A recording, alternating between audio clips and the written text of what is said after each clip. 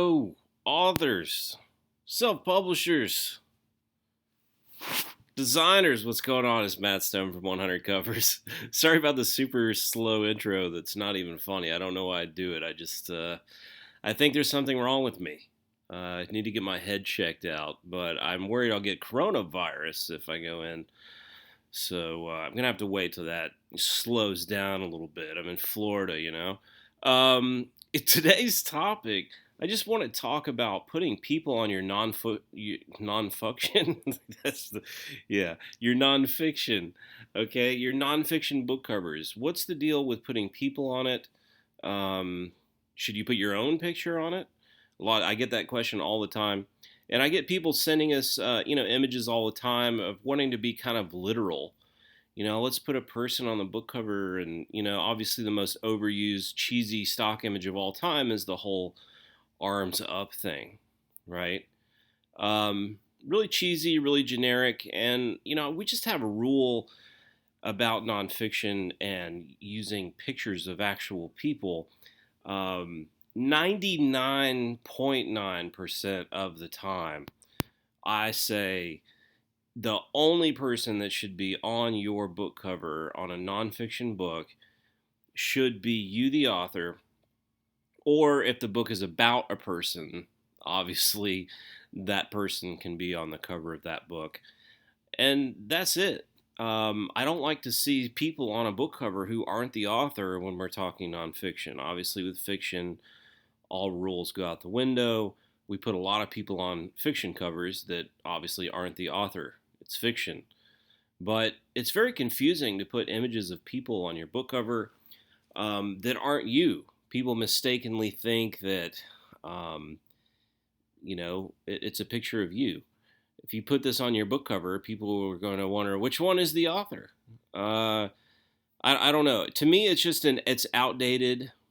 It's in poor taste. If you're going to put anybody on your book cover, make sure that's not you. Make sure it is super, super obscured. And as far as putting people on your book cover, or excuse me, putting yourself on your book cover, I mean, there's just so dime a dozen. Drives me nuts. But as far as putting yourself on the book cover, I do encourage that. I don't think you have to be some famous, recognizable person. It kind of adds to your mystique. If you put your big old face on the book cover, people think, well, this person must be important. I see Michelle Obama's face on her cover. This person must be somebody I should know about. So kind of a reverse psychology there a little bit. But let's go through bestsellers in business and investing. I like this as a nonfiction category because it's pretty diverse. There's no like hard and fast rules as to what a book in this category has to look like. So you get just a variety of different looks. And as you can see here, just going through, and obviously that's a really old book. It doesn't have a modern design, but we're seeing more modern designs here. As you look through, no people. There are just no people on these nonfiction book covers, guys, at all. So, for starters, I think you should, probably not put any actual people at all. This is obviously an old book, Rich Dad, Poor Dad, but it's fine to have a picture on there. This is obviously the author. So totally okay to have his picture on there and looks good. And we do lots of covers with people on the cover. This is a remake of this old book. This is a new cover that they just slapped on this really old book.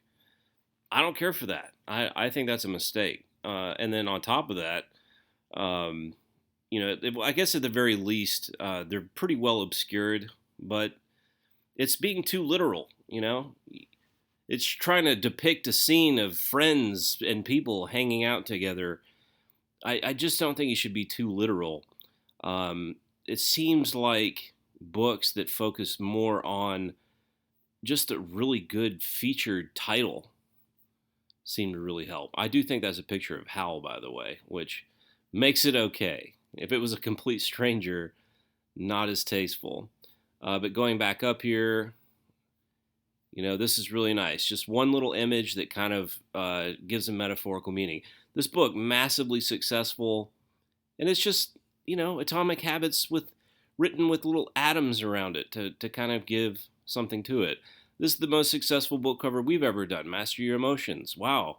A tiny little, tiny little emblem and then some text on there, right? So no big deal. I think going up here too, this just looks really cool, but it's just, it's some cards. This is a very simple concept that I've been fond of. So that's kind of the lesson here. I just wouldn't go putting people on the cover of your book that aren't you. I wouldn't be overly stock image heavy. This may be an actual picture that the author took, but in general, I just don't like a whole lot of stock images on nonfiction book covers. Maybe a little tiny cartoon or something that kind of is a symbol for what the book is all about, but not too image heavy. And then certainly just not putting people on the cover that are not you. I really don't like that. And it even gets weird, I think, when you start putting too many cartoons and stuff of too many people on the cover. That starts to have that outdated look. I think some of those, really image heavy book covers or like cartoon heavy, lots of stock images is, that's so 5 years ago. And the way that book covers look, it changes so fast. This is obviously just a massively successful book with a person on the cover. And this person, as far as I know, was not famous before publishing this book. So it's a good case in point. You can't put yourself on there. There's old Elon. But anyway, that's an actual picture of Russell. Super cheesy book cover, but I think he should be selling more. This is a book that just entered this probably just came out and had a promo. Its time in the top 100 is very limited. That's horrible. That's horrible. But I mean, this is a cool book cover, and it just has words on it. That's it. This only words, right? Some really nice book covers that are just very simple. So I don't think you have to do something so grand and exciting and clever and creative and artistic with a nonfiction book cover.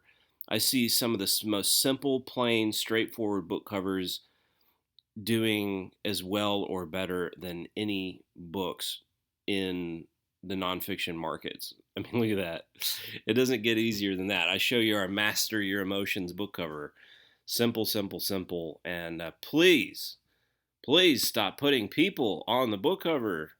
Guys in business suits, I see lots of business suit photos and stuff. Like you're trying to depict some kind of business scene or something. Just please stop putting people on your book cover that aren't you in the nonfiction realm. And save that for the novel folks. All right, guys. Hopefully that's a useful lesson to you.